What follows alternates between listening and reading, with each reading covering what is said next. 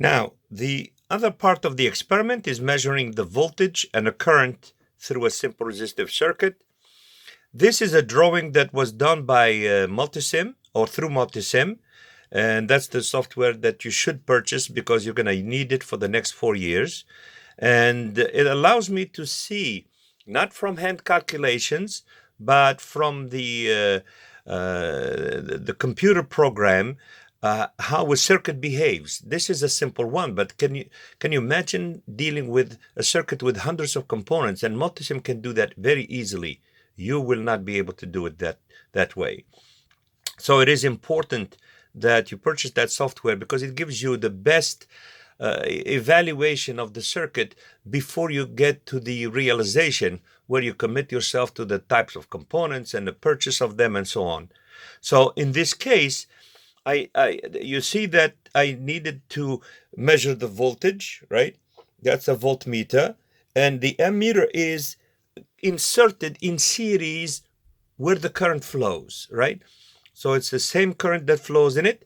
In this case, the voltmeter has the positive terminal connected to the positive of the power supply, or the positive in this resistor, because you will see later that they have the same voltage because they're in parallel. The negative, of course, to the ground, and the insertion of the meter is such that it measures a positive current when the current is flowing clockwise. In this case, at least, you will learn why.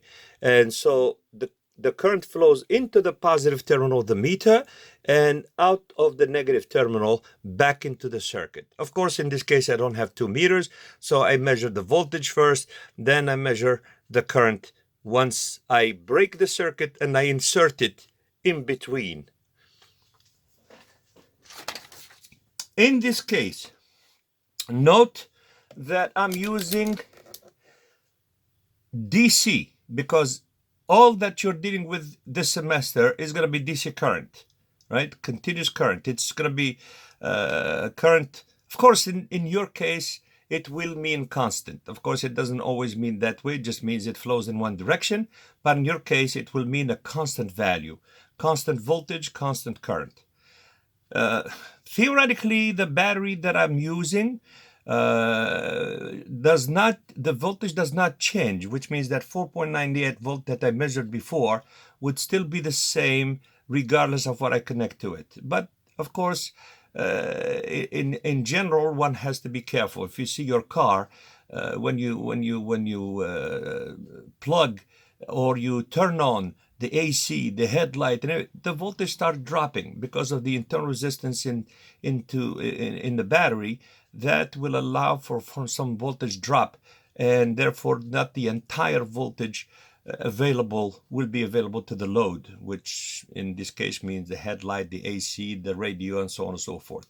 However, as you see here, based on the circuit that I had, I connected the positive to the resistor, then from the resistor to the negative of the power. So without using wires, that's the simplest way to do it. And then to measure the voltage, obviously in this case, this is the positive terminal to read positive numbers. And so again, it's 4.98 volts. I don't have to worry about it. But now to measure current, I'm going to move this to the milliamp terminal, right? And now and then I have to move this to DC ampere, maybe about maybe 20 milliamps would be right, because the value from Multisim is about 5 milliamp or so.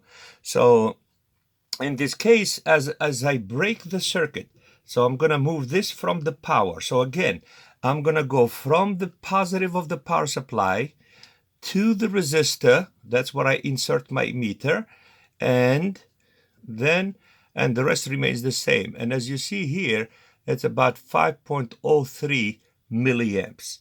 Obviously, Multisim says it's about 5.09, and you have to take into account the fact that the connections here are not, they're done by hand.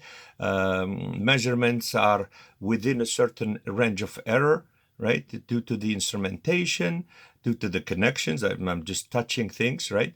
But at least it tells you that Ohm's law is more or less verified, that the current is equal to the voltage divided by the resistance.